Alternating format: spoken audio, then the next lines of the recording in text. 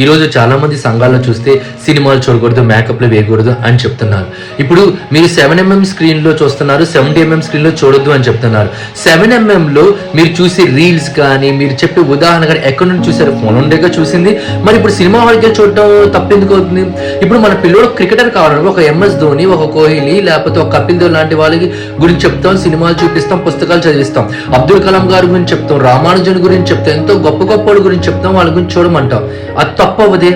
చూడండి, మనం ఏం చూస్తున్నాం, ఏం ఆలోచిస్తున్నాం, ఎలా నడుస్తున్నాం. ఈరోజు సినిమా చూసిన తర్వాత చెడిపోయినోడు కాదు. సినిమా అనేది ఒక ఎంటర్టైన్మెంట్. వెళ్ళొచ్చు, సినిమా హాల్కి వెళ్ళొచ్చు, మాల్స్కి వెళ్ళొచ్చు, చక్కగా ఉండొచ్చు, మంచిగా జీవితాన్ని సంతోషంగా గడపమని దేవుడు చెప్పాడు. కానీ పాపం కాదు.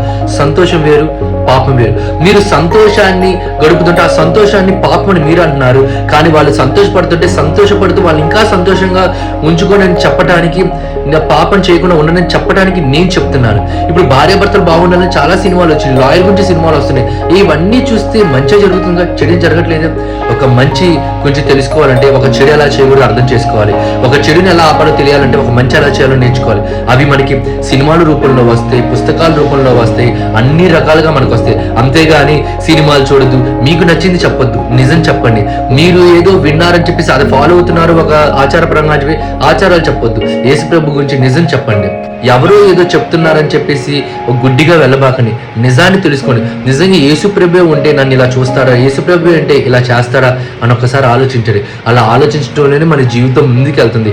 యేసు ప్రభుని ఒక మతంగా, ఆచారంగా వాళ్ళకి నచ్చినట్టు చెప్తున్నారు, కానీ నిజమైన యేసు ప్రభు గురించి ఎవరు చెప్పట్లా. ఈరోజు ఆ నిజమైన యేసు ప్రభు గురించి మీరు తెలుసుకుంటే చర్చికి రావడం మీరు ఇబ్బందికరంగా కాదు, చర్చికి రావడం మీరు ఆనందంగా ఫీల్ అవుతారు. అరే చర్చికి వెళ్ళాలరా, ఎందుకంటే చర్చిలో మనకి ఆనందం, సంతోషం ఉంటుంది, భయం ఉండదు.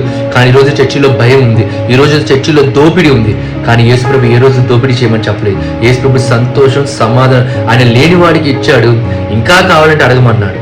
కానీ ఈరోజు మన జనాలు ఏం చేస్తున్నారు? మీరే చూస్తున్నారు. నిజమైన యేసు ప్రభుని తెలుసుకోండి, అబద్ధమైన యేసు ప్రభు గురించి మీరు నేర్చుకోవద్దు.